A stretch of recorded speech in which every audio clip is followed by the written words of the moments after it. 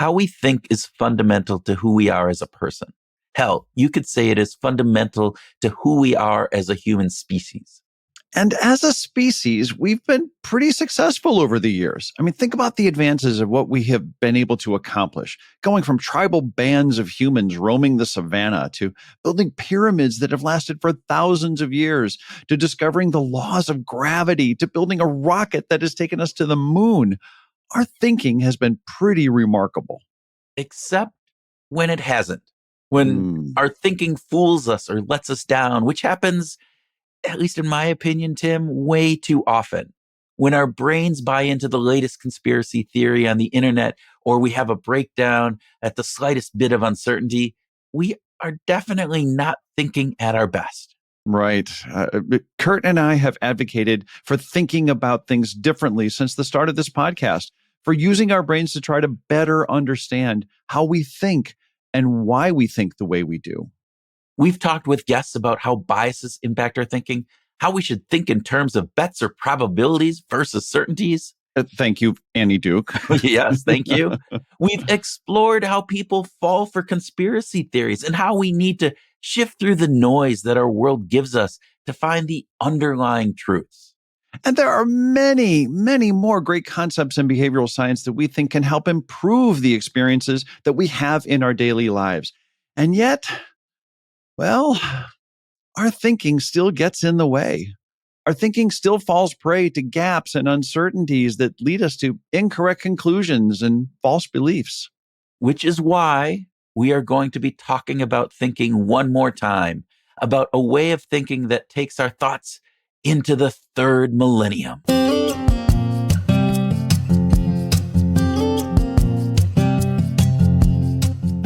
Welcome to Behavioral Grooves, the podcast that examines our human condition. I'm Kurt Nelson. And I'm Tim Houlihan. We talk with researchers and other interesting people to unlock the nuances of our behavior by using a behavioral science lens. Our conversation today is focused on exploring how we can use the scientific method as a model for how to think better. And we have some heavyweights to help us in this exploration. Oh, that is so true, Kurt. Our guests today are Saul Perlmutter, an author and Nobel laureate who was awarded the prize in 2011 for his research on the expanding universe. Ooh. Yeah, amazing. Yeah. And psychologist Rob MacCoun, who, along with philosopher John Campbell, they together wrote Third Millennium Thinking, Creating Sense in a World of Nonsense. Their book and in our talk takes aim at our current crisis of information overload and offers a realistic and, I would say, hopeful path for navigating the clutter by introducing the tools and frameworks utilized by scientists when they make sound decisions. The book was originally formed from their Big Ideas course at UC Berkeley that they taught together. And in our conversation, we explore how we can better understand the problems, both large and small, facing the world around us, and talk about ways we can equip ourselves to make more informed, value-based decisions like academics and scientists who are taught to do so, with discernment, with discipline, with firm foundations of reason, with better thinking. i.e., using the scientific method to help us think better and make better decisions and judgments. So with that, Groovers, we invite you to sit back with our favorite big thinking cocktail and enjoy our conversation with Saul and Rob.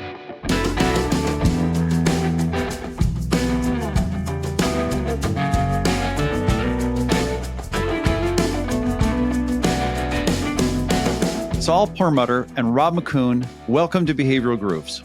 Thank you for having us. We are delighted. We are absolutely delighted. And the first speed round question that we have for you today, and this is, we're going to start with Rob and then go to Saul. Would you prefer to have dinner with your favorite chamber musician or favorite jazz musician? I'm a jazz musician, so I should probably say chamber musician because I talk to a lot of jazz musicians. I like that response. I like that. I was about to say the compliment. I was thinking that, I know chamber musicians, but I've got to know more jazz musicians. There you go. I love that. I like the way that you're thinking. All right, second speed round question. Since you've both answered that one, and again, speed round is a word we use. Oftentimes, we'll get into really long conversations about this. Most important question all day, probably. Rob, coffee or tea? Coffee. Italian roast, please. Oh, yes. Italian roast. Very specific. Okay. Well, I will say coffee, but I will have to give the disclaimer of the fact that I actually don't drink coffee or tea, but I love coffee ice cream. So You don't drink okay. either. Wow. Yeah. no, I think I'm oversensitive to caffeine, or maybe that's why I'm oversensitive to caffeine. I have to confess, this is news to me. I always thought you were highly caffeinated. So now I've learned something new about you. So I talk fast naturally. Yeah, we've asked that question to, hundreds of different people, and it's interesting. There's a handful that are Yes. Saul, exactly. I can't drink it because I'm already too wired, and so I will just stick with non-caffeinated drinks, and I am perfectly fine with that. So yeah. Okay, here's a simple speed round question. Another simple answer. Are humans biased toward giving up too early? I think I would certainly say yes, and I think it's one of the actually points of our book, because we ended up realizing that actually one of the big aspects of the culture of science is coming up with ways to fool yourself into sticking with problems much longer than we would ever ordinarily. Yeah. I think it was one of the fascinating pieces of the book, Yes. right? Where you're talking about how long scientists work on a single question and the amount of motivation that you have to keep. All right, this is a speed round. We'll get into that later here. So All right. now, right? I will second what Saul said. I think people underestimate the value of trying just a little bit harder, and they overestimate how much work it will take to make any kind of progress on problems. And so they give up way too early. Yeah. Well said. All right. Okay, last speed round question. As you can tell, some of these aren't necessarily as speedy as we think they might be. So here's the question. Is probabilistic thinking the Swiss Army knife of third millennium thinking? And I will throw that open to whoever wants to answer first. Absolutely. All the ideas in our book are my babies, and I don't have a favorite child, but I do have to say probabilistic thinking goes a long way toward helping with all sorts of the problems we talk about in the book. We are going to come back to that because we are big fans of probabilistic thinking as well. But to sort of ground our listeners in the book, in what third millennium thinking is about, it seems like the scientific method plays a central role throughout the entire book. And maybe just to make sure that everybody kind of gets it, Saul, I'd like to ask you, could you just explain what the scientific method is as you're thinking about it for the book? I think often people have learned something that was called the scientific method in high school, or that is, I think, just a tiny, tiny little piece of what sometimes scientists are doing. When we're talking about scientific method, we're actually thinking plural of all the different methodologies that scientists are employing. And in the end, they end up being a sort of whole vocabulary of approaches that, on the one hand, help us avoid fooling ourselves as much as we otherwise would do. And on the other hand, help us stick to things and have a bit of a can-do spirit that we can get things done. And it's that combination that I think we're calling the methodology of science, rather than a single thing that you call the scientific method. Yeah, you could almost call it the scientific attitude rather than the scientific method, because the specific methods are going to vary, but it's an orientation toward problem solving that anybody can cultivate. I like that idea of, it's not a method, is more of a lens of looking at the world, of a way of thinking. And Saul, as you said, it's a vocabulary. We have a vocabulary of terms and ways of thinking that we can go about this. So within that vocabulary, right, there's scientists use this term experiment. So, but experiment for a scientist might not be the same as what an everyday person would think about an experiment. So can you help understand? Because again, I think that was a key piece of the book, as you kind of explained. All right, well, let's try this from a couple different angles. I think one aspect of what an experiment is doing for you is a key part of what science is trying to do is trying to figure out what the levers are, what is actually causing what out there in the world, and then what could you try playing with, for that matter, if you wanted to change something in the world. But in order to understand what things cause what, you can begin by just looking for correlations. Yeah. What things go up and down with each other. But as we all know, that doesn't really get at the question of which thing is causing which, or whether they're both caused by something else. And so in the end, you need to find some way to start playing with the world, modifying something and then seeing what happens. So that's the beginning of what we call, experiment. Now, when we try to do this rigorously, you start finding that you actually care about all sorts of details of how you did it, so that you really can trust that you're getting your finger on the pulse of what this connection really is that you're after, not something else that's confusing you. And so experiment, the terminology, starts meaning more and more and more as we start asking, okay, what do we do when we're really trying to be rigorous? Yeah, you'll hear a lot of people in the behavioral sciences, in the social sciences, say experiments are the gold standard. And it's interesting. And in a sense, I think that is right for addressing causal inference questions, with an important caveat that specifically what they usually mean when they mean that is randomly assigning people to different conditions. RCTs, yes. And so a lot of times in the English language, when we say experiment, we just mean try something new, which, by the way, is an important part of learning. Yeah. But it's different than randomly assigning things. Now, when you look at that gold standard, I will point out the following injustice of the universe is that Saul has a Nobel Prize and I don't. I've conducted a lot more experiments than Saul has. Because Saul can't randomly assign supernova to different conditions. He can't. Right. He can't use random assignment to condition, and somehow he managed to swindle him into giving him this Nobel Prize anyway, which I just think is a bit of an outrage. But he pulled it off. So obviously Saul has figured out some other ways of doing inference. So. Now, to be fair to Rob, of course, in the end of the day, there will be many things that he wants to know where it would just be maybe unethical to do a randomized control trial, and so he will end up getting his opportunity to use all these other tricks of the trade that we've developed over the years to try to recognize what is a causal connection, even when you can't do a randomized control trial. And obviously, that must be the case, or we never would have figured out many aspects of the world that we've all figured out. Yeah, two of the issues I've worked on, I've written a whole book about what would happen if we legalized drugs. And it's not an advocacy book. It really is, what do we actually know? And you can't you can't randomly assign communities to different drug laws. Well, you could, but it's not likely.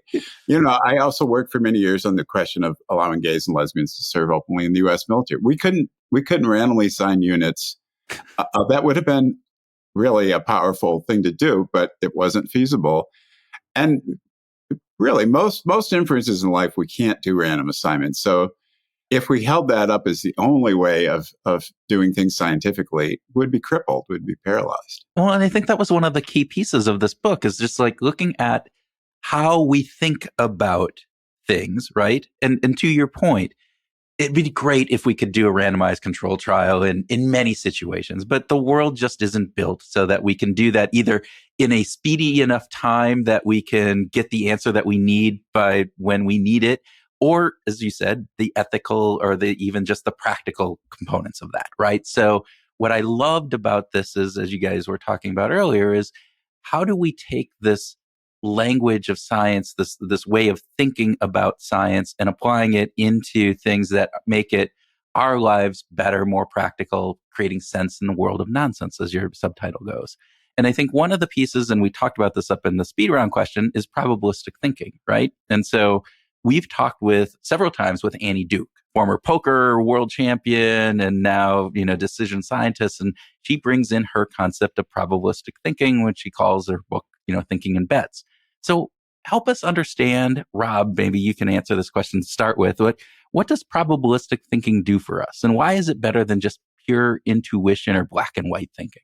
Yeah. So, first, shout out to Annie Duke, who's amazing. And that Thinking in Bets is just an outstanding book. So probabilistic thinking, and you don't have to bet on you don't have to place bets, although she makes an interesting case for how that disciplines your thinking. So you could approach this in a very technical way in terms of probability theory, and you need to go out and learn probability theory. And we have a much broader sense in mind, which is allowing for shades of gray.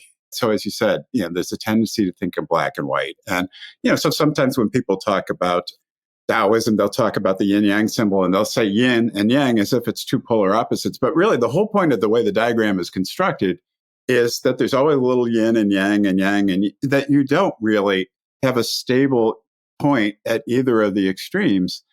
But conversationally, we act as if there are these two stable points, and so you pick one or you pick the other. And if you haven't committed to one or the other, you're wishy-washy, you don't have any loyalties, and it leads to terrible problems in the way people think about problems, because the reality is we never really know for sure. Even the things that we're pretty confident about. So, I am pretty confident stop signs save lives.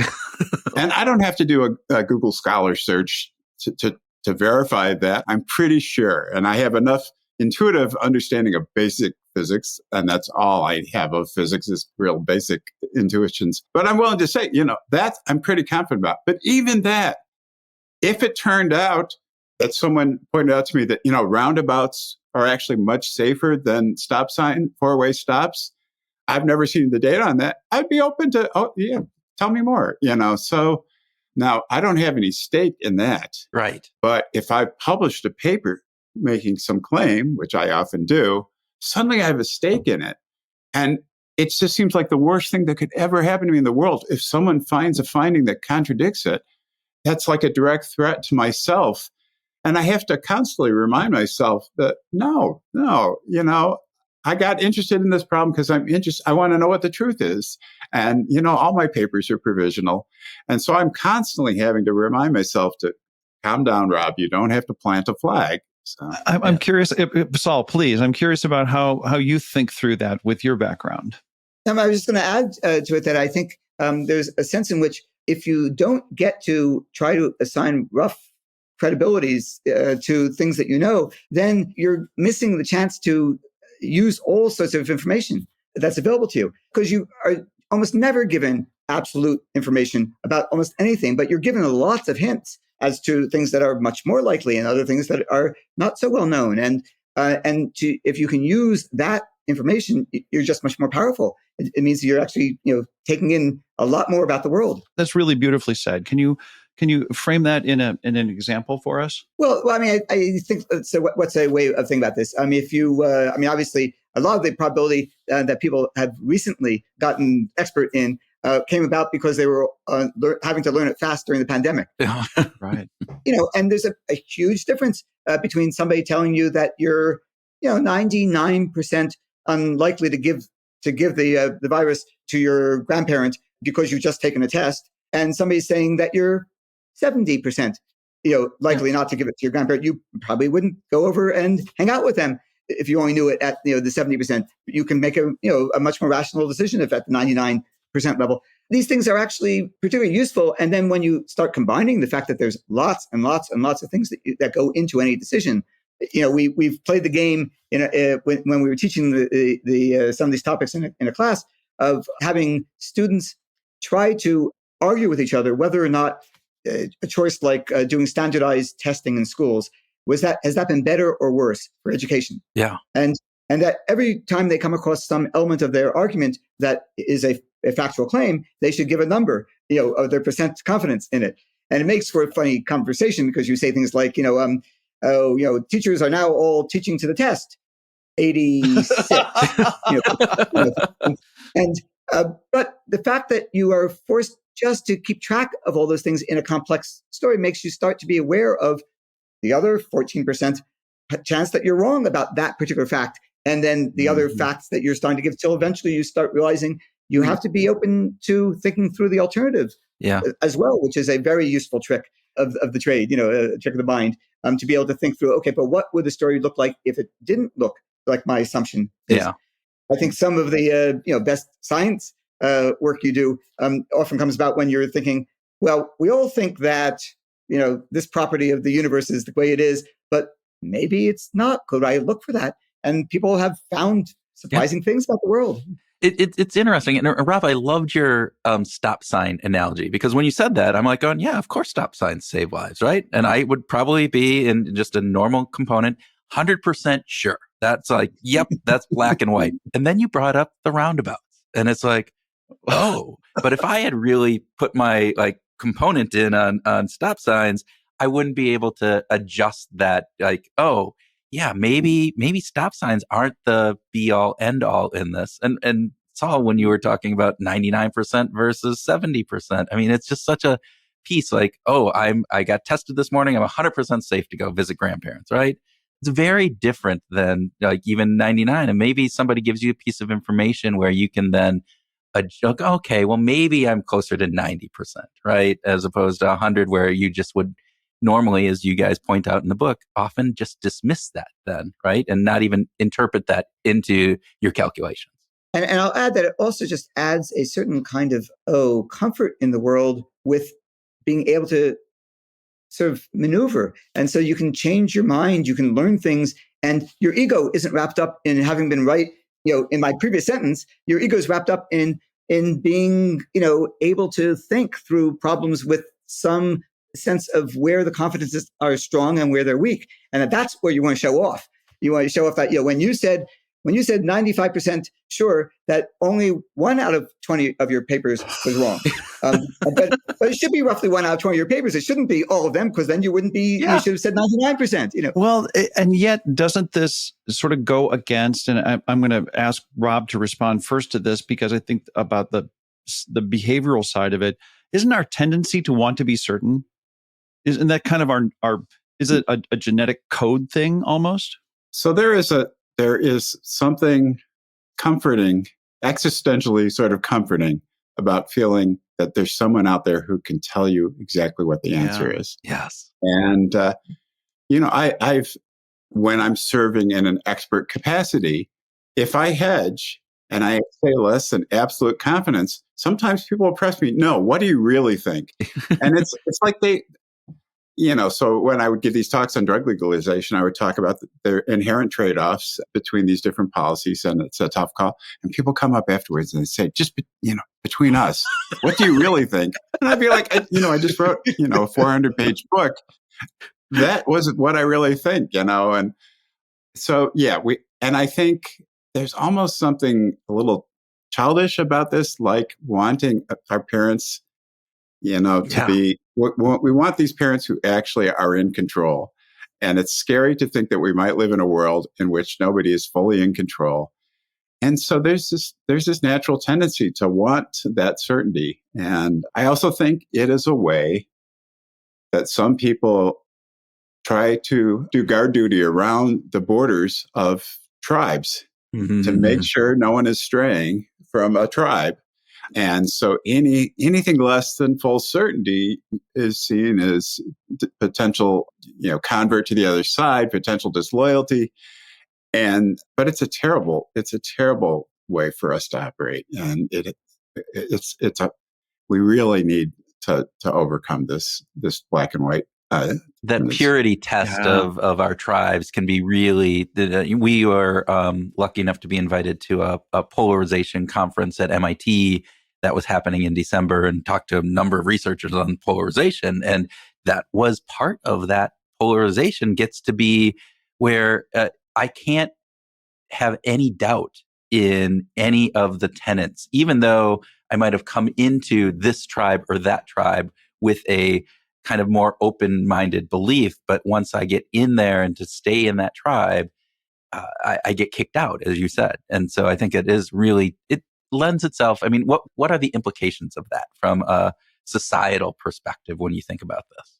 I mean, I think we've all seen the damage of that in our current world. And I would say that, I've been embarrassed to describe what that looks like in the United States. Yeah. But when I talk to my friends in other parts of the world, they're saying that they're seeing that appearing in their worlds in ways that they hadn't seen it either in the past. So it does feel like this tendency to lock up into corners and not be reaching out is, I mean, it's dangerous for many reasons, but among them is the fact that we know that we're wrong about things in the world. I mean, it'll be a remarkable coincidence if every single one of our positions that came in a bundle with our tribe happened to, we happened to hit all the right ones, even though some of them just were recently borrowed from the other side. I mean, that's, that seems hard to believe, not to mention the fact that the people who happen to grow up within some certain number of miles radius of me Surprisingly, we all have the right answer. Amazing. So it's clear that we must have some things wrong, and it's really hard to find the things that you're doing yourself wrong. I mean, that you yourself are doing wrong. One of the things that we keep discussing in the book is, after we've taught and thought about all these different techniques and things to watch out for, and mental traps, we still make them ourselves. I mean, Rob and I and John, who wrote the book with us, we cheerfully admit that we will make these mistakes over and over again anyway, even though we've been talking about them and teaching about them. And the only thing we can do is find people who are embed ourselves in communities that can watch out and help each other find the mistakes. And the people who are the best at helping you find your mistakes are the people who you disagree with. I mean, it's hard to beat that group, and you want them in your conversation because otherwise you will get stuck in mental traps. I mean, it's very hard to see any. And at least when John does it, he's doing it with a fantastic Scottish accent. Yeah, that helps.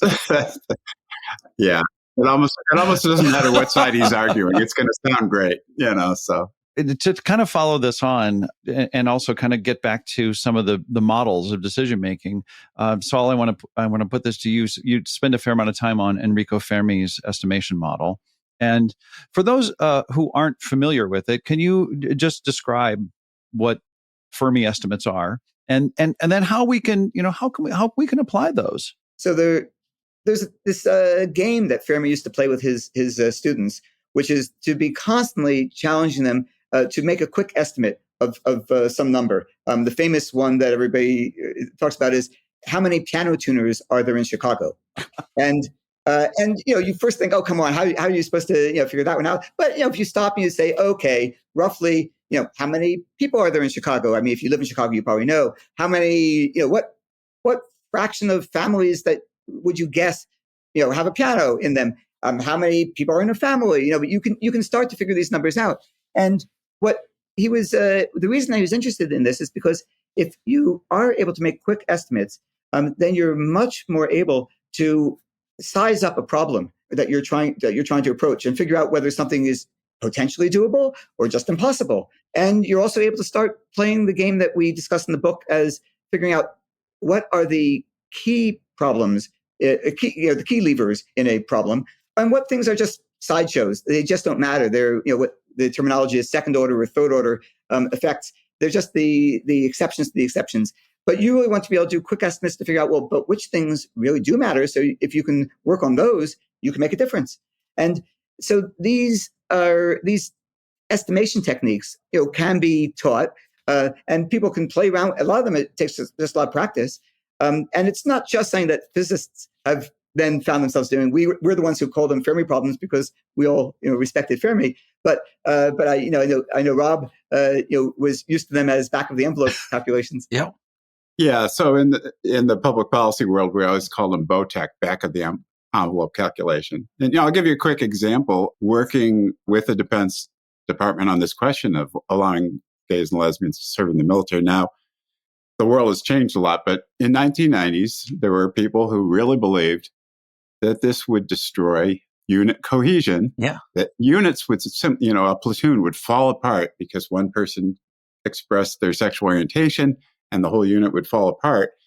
And, and the military does have to worry about units falling apart, But, kind of a rough Fermi estimation that I invited people to do just to get a sense of the scale of what we're talking about is, okay, let's just say for the sake of argument that really someone coming out of the closet would destroy a unit. And actually, none of our research suggested that was true.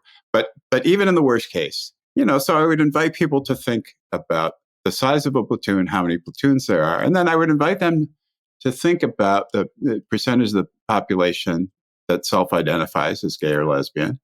And then I would invite them to think about, in the 1990s, what's the probability that someone who considers themselves gay or lesbian would openly tell a bunch of people who are hostile to gays and lesbians that they were gay or lesbian? And kind of work them through the calculation and let them see that even under worst case scenario, we're talking about a very tiny fraction of units. It's not like the entire U.S. Army is going to collapse. It's going to be a very small number of units. And so it just gives you a sense of, okay, what is the scale of the potential problem we're even talking about here? And once you start seeing that, you start saying, okay, let's not go into catastrophic thinking. Let's really think about this as a management problem, like other management problems. And how does this compare to other management problems in the military, like people worrying about their medical benefits and all sorts of other things?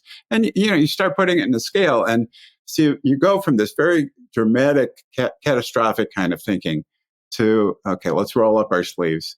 And what are we really talking about here? Yeah.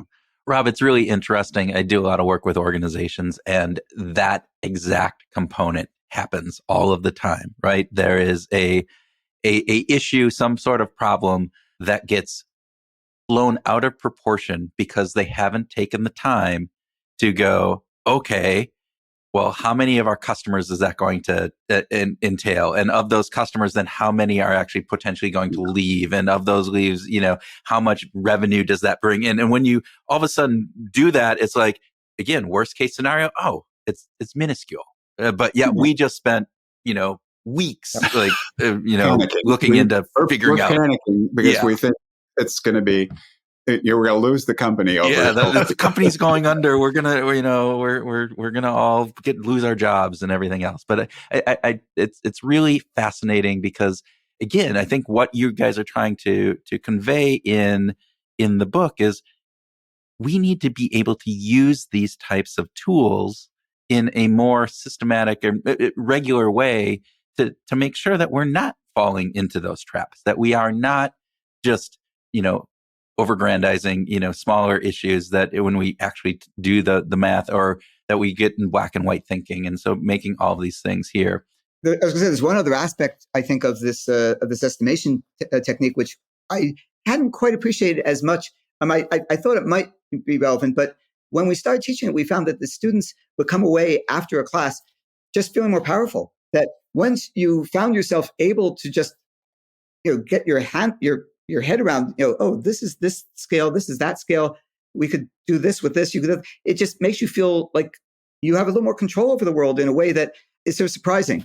And one of the reasons that's so important is because most of the things that we're teaching and most of the things that you have to worry about in the world are just look impossible, right? You keep having this sense that, there's millions of ways that we're going to get fooled, and there's millions of things that are going to go wrong, and most problems, if you try to solve them, everything's going to fall apart, But you, as one of the things that we found, over what I guess centuries as scientists, is that it's surprising how much you can actually accomplish if you try and you stick to it. And you need a number of these extra tools to give you that sense of confidence that, okay, there's a bit of a can-do spirit here. Nobody thought that we were going to be able to feed the majority of the world that was going to bed hungry when we were children. And yet somehow, by dint of really hard work and creative effort, we've gotten to the point that it's, a rather small percentage of the population of the earth that's going to bed hungry, every night. And, these are the kinds of what seem like intractable problems that you can take on if you have an ability to do a little bit of estimation and a little bit of this can-do, we call scientific optimism. Continue with that. The scientific optimism is a fantastic theme in the book. Almost feels like when I'm reading it that I can hear the verve and enthusiasm in the voice of the writers. It's really heartening to read that. Saul, you just touched on it. So I'd like if you would just start with an example of where does this optimism show up over in a scientific world of trying to solve a problem for a long period of time. Can you give another example of something that was really big, a really big problem that took a long time or may still be unsolved? I mean, I sometimes like to give the example of what led to the Nobel Prize for the acceleration of the expansion of the universe, where this was a problem when we started. We thought it was going to be a difficult problem. And we said, we were estimating that it would take us 3 years to get the result. Which was when? Just out of curiosity. This was back in the late 80s, so 1987. Okay. Like that. Okay, so that was the thought, and we started doing the work, and one thing and another started out well, other things went wrong, and at the end of 3 years, we had said we were going to need to find 30 of these exploding stars, 30 supernova to make the measurement. At the end of 3 years, we had found exactly 0. you might at that point have said, well, okay, the project seems to be failing. I guess we should stop. However, at that point, we had shown different ways that it was pretty clear now that you could find the supernova. We happen to have had bad weather, one thing or another didn't work, but you could actually start seeing the pieces coming into place. 2 years later, we didn't have 30. We found our very first one. So 5 years in, we found one. But 6 years in, we figured out how to find batches of them. And that meant that we could find them at half a dozen to a dozen at a time every time we went to a telescope, one of these major telescopes around the world. And then 3 years of collecting later, we had 42 supernova, which is even better because it has the Hitchhiker's Guide to the Galaxy running.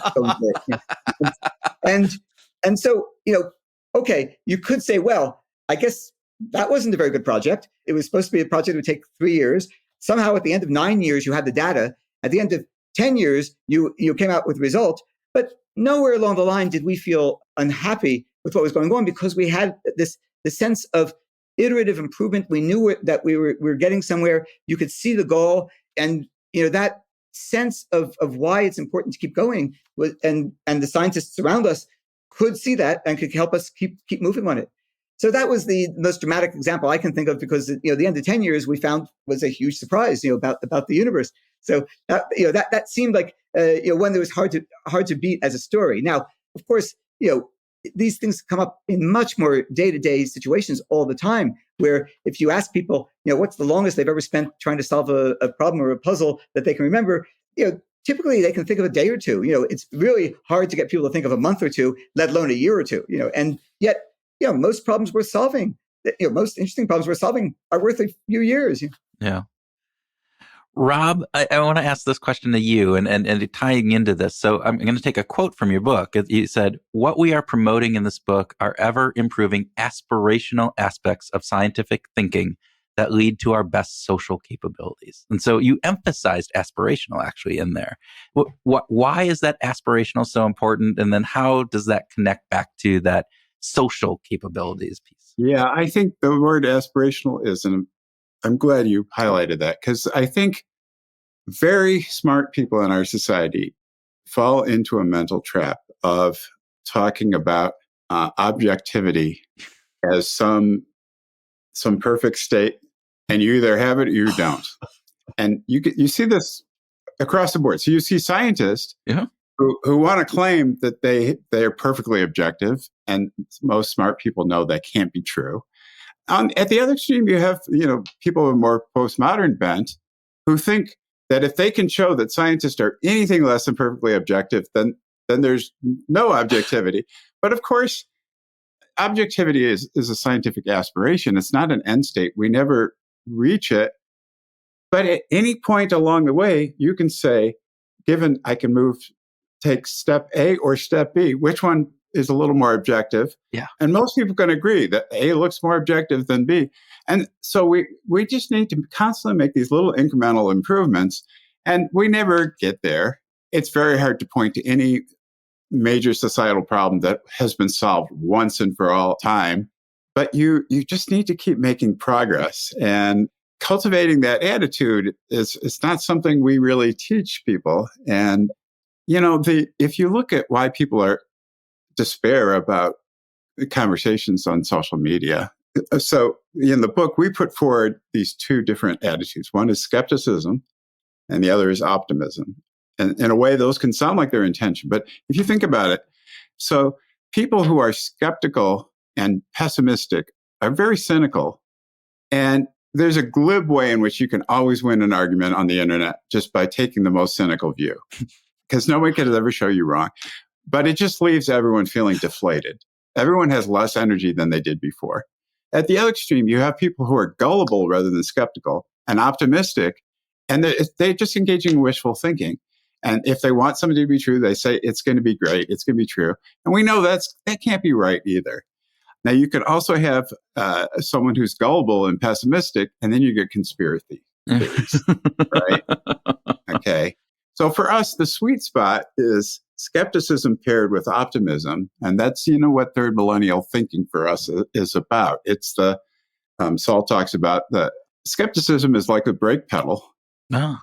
But if you only have a brake pedal, the car doesn't move. You need a gas pedal. And optimism is like the gas pedal. And you need both pedals to drive the car. Oh, that's a great analogy. Yes. That is beautifully said. I want to get back to Saul with a question, because we've got so many more things that we want to talk about. But with another quote here, Saul, at one point in the book, you wrote, "One reason for listening to experts is that it empowers you to do what you want to do." That was like one of those, whoa, wait a minute. I had that I was tripping as I was reading in it. One reason for listening to experts is that it empowers you to do what you want to do. Can you explain that? Can you tell the listeners what you mean by that? So this was partly in response to this concern that John had actually brought up, that people can sometimes feel that experts are the nannies telling them what to do, and that the experts, they know better than you, and you just have to follow the experts. But of course, the experts aren't expert in what it is that you want the world to be like, or what your goals are, or what your values are, or any of those things. The experts are only, a good expert is an expert who can help you figure out what do we know about the world and what it will do if you try to do this, and how you can get that to happen. So in the end of the day, you really want to be able to separate out these values and fears and goals that determine what you would like the world to be like, from the facts of the world, where you can only get things done if you work with what the world consists of. and how so what you want is the experts to be available to you, so that they help you accomplish what you want to get done. They will tell you what levers to pull, and what walls you have to walk around, because you don't want to try walking through the walls, and you need some levers. And so that's what the ideal use of an expert should be. And you would like the experts to try to help in that, by themselves recognizing where something is actually not their expertise. Something is a choice of values and or fears or goals. Yeah. And I think that became, I think, very visible to us. And Rob may want to say more too about during the pandemic, in terms of discussions about, follow the science. Yeah. It often ended up coming across a little bit like the follow the science included follow the choices about whether or not we're going to protect the elderly more versus get the children back to school more. But those are things that really people needed to decide. They needed to be able to figure through, where do they want to put their weight? And once they have done that, they have much more buy-in for what the solution is. And they might even be willing to take more trouble to mitigate the things that will go wrong, with their choice. Yeah. Yeah. The experts, can do better and need to do better. And the book is definitely not a shut up and listen to the scientist book. I mean, we devote a lot of attention to shortcomings of the way science is practiced, and particularly to the way experts behave and the problem of expert overconfidence. And, really of course we want our experts to be as accurate as possible. But we only look to experts for really difficult problems. Yeah. And it's unrealistic to think that they're going to be perfectly accurate and know all the answers. So really, one of the things we argue in the book is what's important is we want our experts to be calibrated. And by calibration, we mean that they give you only as much confidence as is warranted by their state of knowledge. And so if they tell you we have 20 different ways of checking this hypothesis, every one of them says, this is a really bad idea. This is the time to listen to us. We've really checked this out. Then that's okay. That's really useful to know. That means, there's a wall there that we can't see, and we're about to break our toe because we didn't see it, and they've just told us about it. On the other hand, if the experts say, we don't know for sure, we're not sure, let's take masks. We're not sure. We have some reason to think that masks can really help here, but we also don't know what the take-up rate will be of people actually using masks. And there's a lot we don't know because we've never done a lot. We've actually done surprisingly little research on this. So if you say, here's our best guess right now, but trust us, we are studying this as we go, and we are going to tell you as soon as we get better knowledge about that, then okay, I'm going to provisionally do what the expert is suggesting, but I'm going to keep an eye on the science and see if this really is worth doing. And if the scientists say, you know what, it turns out something doesn't work as much as we thought, I'm going to adjust what I do. And, that's it. So it's a two-way street. We should allow experts to be less than perfectly certain, but we should expect the experts to acknowledge that they're less than perfectly certain. And if both of us hold up our end of the bargain, expertise will be a lot more useful. Oh, there's so many different things that we can go down on all of this. But I know we're getting close. I do have one question though for you, Rob. I know you based this book off of a class that you guys, did together, right? And so obviously you have a philosopher, a physicist, and a psychologist coming together on this. But Rob, you actually built a class with Danny Kahneman and Elder Shafir back in, am I miscorrecting here? No, yeah. So what's it like to build a class with not just one Nobel laureate, but two Nobel laureates, and then all these just brilliant people? So, in essence, you're asking me, am I the Zelig of I think you must be the key here. And the answer is probably yes. Or I'm a groupie or something. I don't know. But, of course, we lost Danny Kahneman recently. Danny Kahneman exemplifies all the best aspects of what we're calling Third Millennium Thinking in so many ways. And it came out in his teaching, in his humility, his humor, his willingness to drop ideas when they were wrong and move on, and to correct, his willingness to engage in adversarial collaborations with people who directly contradict him in their research. And Danny would contact them and say, this is interesting. Let's talk about, what would a study look like that might, budge either one of us? And so they set up these ground rules, and the ground rules would be, we designed the study together by consensus. We agree that we're going to go into print. We're going to try to publish it. We're not going to withhold it because it came out the wrong way, but we're going to allow each of us to write a separate conclusion. And so he was, and Eldar, by the way, is also brilliant. I don't know if you've had a chance to talk to him, also brilliant. So this was just such a wonderful experience for me to be able to teach with such people. Yeah. Fantastic.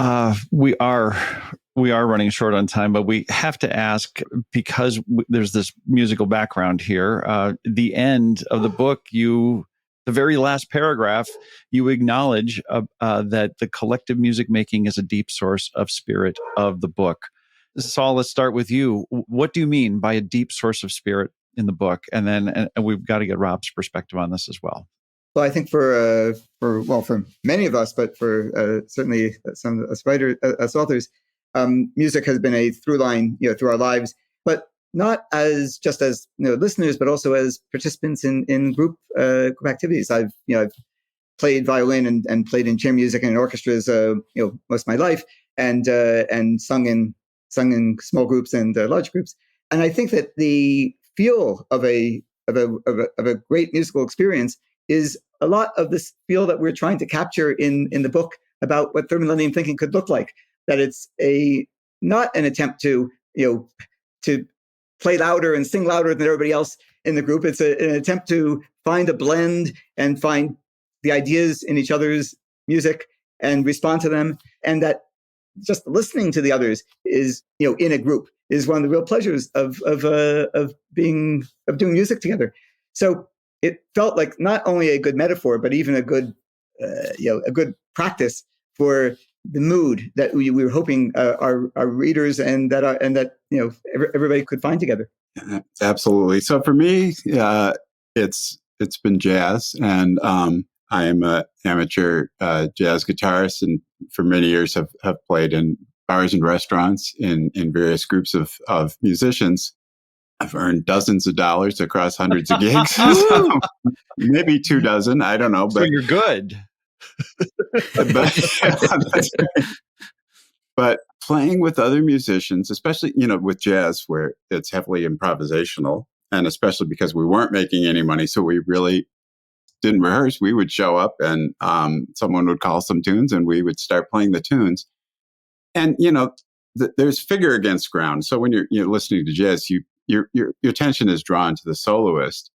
But so much of what goes into making the soloist sound good is what everybody else is doing in the background. There's this terminology in jazz, comping, which means accompanying someone. And the person who's comping for the singer or the soloist plays a huge role in whether that singer or soloist sounds good. So it's a wonderful laboratory to experience collective cognition, and both how you can make yourself better by working collectively, but also the joy of being part of something that's bigger than yourself. I mean, the short story is we need 5 more hours and not 5 more seconds. Rob, Saul, it is such a pleasure for us to have you, and thank you for being our guest today on Behavioral Grooves. Oh, thank you.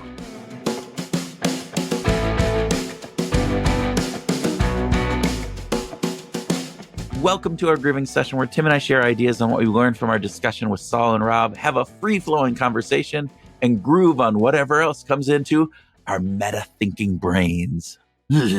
Yeah. Dude, why do I go like all like spooky with this meta-thinking brain? I wasn't thinking it's spooky. I just think it's big. Ooh, I heard big. Maybe that's it. Yeah, there we go. Yeah, I was hearing the John Williams Star Wars orchestra in the background.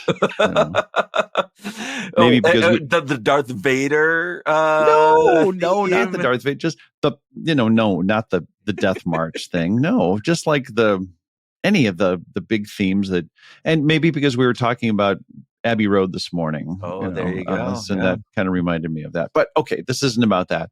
This was a fantastic conversation with Saul and Rob. Oh my God. Yeah.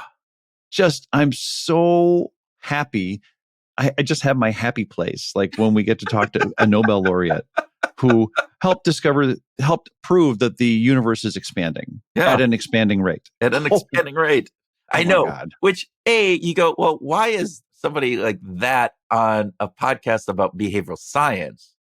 Then you get into like, I love this kind of larger, like, hey, Saul isn't just looking at, the expanding universe and all of that. He's just thinking about thinking and thinking about how he can improve the world along with Rob and as well as John, who wrote the book. Yeah. And I love this idea that do we think about thinking enough? That's what I was reading the book, but also in this conversation, this idea that we need to be more meta about thinking and explore how we think because it's so fundamental to who we are, right? Yeah. Yeah. Are you thinking meta like we need to be more Facebook in the way that we're thinking? And put on our little, googly eye thing, and we're in the metaverse. No, I'm thinking meta in the term of thinking about the thinking that we're doing. This idea of, there's an aspect of how we navigate the world that is so dependent on how our brains process the world and how we think about it. Right. And too often, in my humble opinion, we do not think about the way that we process that information, the way that we think about the world. And, we focused on this before, right? I mean, yep. After Annie Duke and the first time we talked with her, you and I both have had these conversations. It changed how we think. We thought about the way we thought.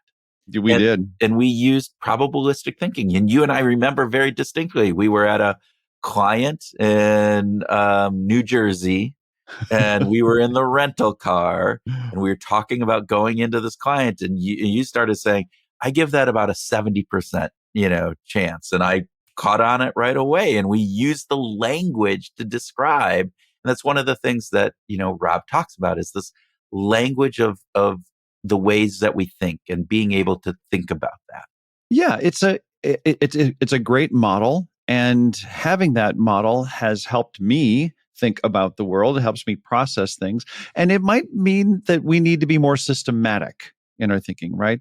That there can be something that is just more system-based and model-based in the way that we think about things. Getting back to your meta comment, right? Yeah. we'll benefit from that. I feel like I absolutely benefit from thinking in these probabilities. I saw some, really harsh comment from someone in a social media forum. Yeah. It was everybody, you're totally wrong. I was like, that's, first of all, it's harsh, but it's not accurate. And it's okay to say, I disagree with you on this part of that. Yeah. You don't have to say, I'm giving you, I think you're right on this other part, but you don't have to go that far. But at least you could say, on this portion of it, I disagree, and for this reason. And I disagree a lot, or I disagree a little. And so I think it's important here that listeners, groovers, as you guys are out there, we can change the way that we think. And by changing the way that we think, it changes the way that we fundamentally interact with the world. And there is something really powerful about that. And it gets into, well, first off, so Saul and Rob talk about using the scientific method as a model. Let's before we even get further into this, you're right. The scientific model. Let's bring that in, because for those of you, I think most of our listeners will know this, right? But the scientific model is basically, and I'm gonna take you're gonna butcher it here, butchered thing here, but right, there's observations of the world. We're looking around, we're seeing things, we're noticing things, we're making observations, and from those observations, we can draw hypotheses. These ideas. This is the way I think the world works. This is the way that this is happening, and this is the reasons why behind it. And that's, we often do that. But then we take those hypotheses as truth. And what the scientific method says is, no, we have to test those hypotheses. We have to think about, how do we look and say, can we falsify this? Can we show that, oh, this thing that I say that, well, every swan in the world is white because I've only seen white swans. Well, how do we test that? How do we prove that hypothesis is true, or at least have a better understanding of that? And then we can analyze that once we make those tests, and then we get some results and we go, oh yeah, from this test that it supports the hypothesis that I had, or this test doesn't support that. So then I need to update that hypothesis. And again, we get into, the bigger picture of this is, all right, we can use that, but again, we got to have a mindset to even want to use that, right? Do we want to know the truth, or do we just want to feel like we're right? Two things I just want to respond to. The first thing is that it's a good way to think about the scientific method as a loop, right? Yeah. Because it's not a one-way path. Maybe the discovery that we're heading towards, or the new knowledge, is singularly ahead of where we are right now, and we're striving for that. But the method that we're using to get there is like a loop. It's a circle. We're going to continue to update our hypothesis. Danny Kahneman was, famous for saying, "I'm really happy when I learn something new today." And I don't think, or when I get where what I've learned is something, or where I've been disproved on something that I thought before. He's talked about that too, like this idea, which is just crazy when you think about it, because we don't typically like that, right? The world is set up. This is important. My perspective again. The world is set up that the people who are right, or propose that they are right, get the rewards. The incentives in this world aren't there to discern truth always. They are there that if you believe if I'm right, if I, convince you that I'm right, and we all convince ourselves that I'm right, I get all the rewards for that. And I mean, you look at politics, you look at business, you even look in personal relationships. Yep. All of that happens. I mean, it's hard to admit you're wrong.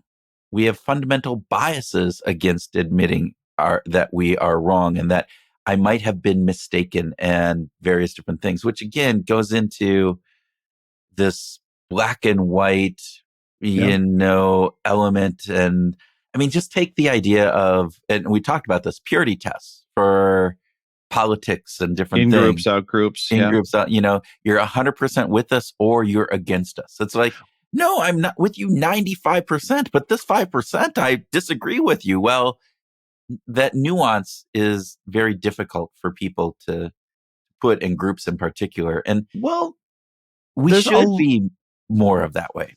There are tremendous rewards for certainty. We are rewarded societally. We are rewarded in social media. We are rewarded in business meetings. We are rewarded in just that dopamine of how we feel for certainty. I know that this is happening. It feels good to be able to say, no, that's not the case. I have the right answer for this, and it feels good. And yet, the world actually functions better when we're willing to say, I feel 80% confident about this. Or 99.9% confident. And there's still but that piece. And this is the piece about the scientific method. And you talked about it being a loop, which is, I think, wonderful because we are never 100% in the scientific method. You look at Newton's laws of gravity and how certain they were until Einstein came along. Until they weren't. And then, they work in the world that we live. Newton's stuff is absolutely fantastic for the local Earth and solar system that we have, right? But then you get to the larger piece. And I'm sure as we learn more about gravity and the world and how it operates and the physics of everything, that, Einstein will be updated in different pieces of entirely this. Possible. Right? Entirely possible. And this is the thing, though, is you talked about, we have this, we get rewarded for feelings of certainty. We like that sense of certainty. And even if it's like, I'm only 99% sure, it doesn't feel the same. Like, and again, even from the big, physics world to business to politics, even to our personal lives, like I can pretty much feel like my wife loves me 100%. But, in reality, there's probably some flexibility there. I probably piss her off multiple times a day, right? And different things. And so that sounds really crude. If I was to go and to tell people like, I love my kids, but I'm 99% sure that I love my kids. Oh, yeah. You'd be, I would be eviscerated. Castigated. Yeah. That is totally wrong. That is not how you should do this. Let's talk a little bit about the values of probabilistic thinking. Right. And I think that it starts with, I want to start with this comment that Rob made about the example that they gave in the book. And then we talked about a little bit was the stop signs versus roundabouts. Yeah. Right. This was a great example where, of course, the degree to which you're going to be open might be influenced by whether or not you were on the city council when you approved the stop sign, or if you wrote a paper about the stop sign, or all those kinds of things. Those are going to influence. But the fact that if we are open to looking at the evidence around roundabouts versus stop signs, we might come to a new level of learning. We might augment our existing positions on things.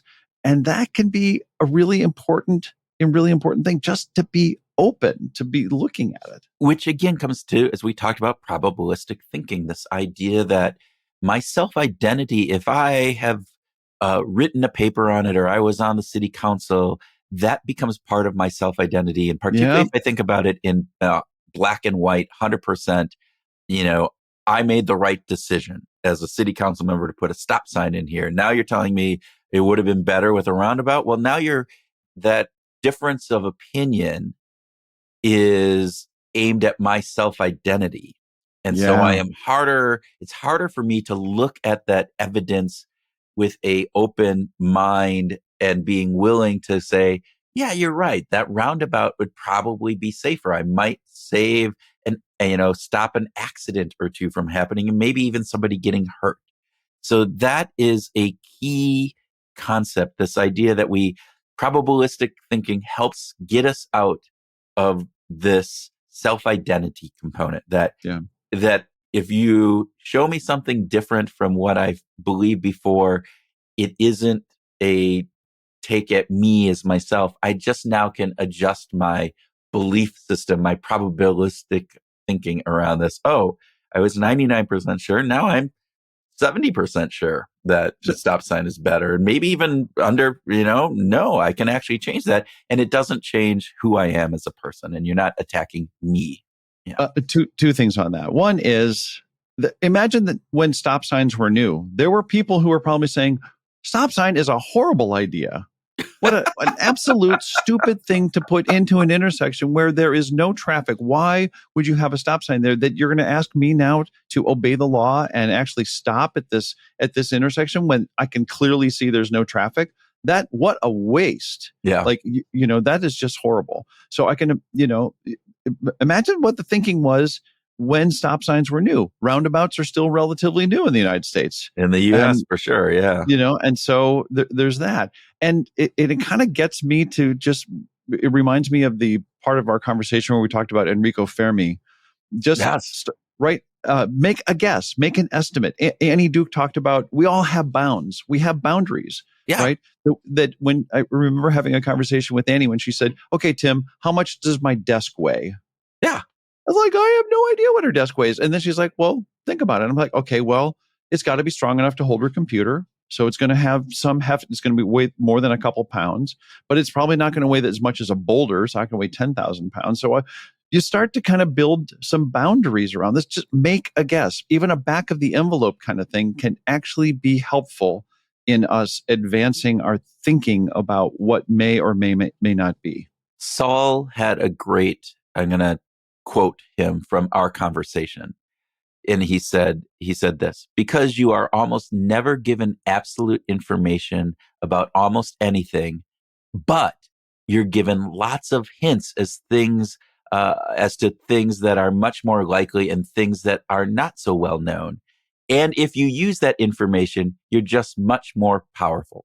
Yeah, if you use that information, you're more powerful. I love that. It's, we're not given absolute information. We don't know 100%. We don't, which is the classical economics part of the reason that behavioral economics even existed, because that the assumption in classical that we have 100% information, and you think about markets and other things, and that's not true. We don't. We are always making certain assumptions. But you know what? We can take the world around us, and we're given lots of hints. I love that idea that we're given hints. And if we use that information, we process that information, we can be much more powerful. So lastly, I want to call attention to Saul's optimism and persistence. Yes. The number of decades that he worked on this problem of, is the universe expanding, and is it expanding at an expanding rate? I kind of go back to Steven Pinker every now and then. He shared this sense of optimism. Let's take a long view. Occasionally, it's important to take a long view, play the long game, and just let's not get dismayed at what's happening in the world in this moment. Yeah, science takes a long time, and we need to be persistent in our thinking attempts. And so we need to be persistent in our own kind of world of like how we change our mindset. I think that's part of it. But I also love this aspect. In the book, they talked about being aspirational, that we're not, they weren't thinking that they were going to get 100% compliance on everybody thinking scientifically all of the time, nor probably should we, right? That's not what they're talking about. But this idea that we can be aspirational in how we think, that we can be aspirational in improving not just our individual thinking styles, but as a society, as a community, as a body of people around the world. If we all improve our thinking, that's an aspirational aspect. And if we can even do a little bit and think a little bit better, then I think we have done a good piece.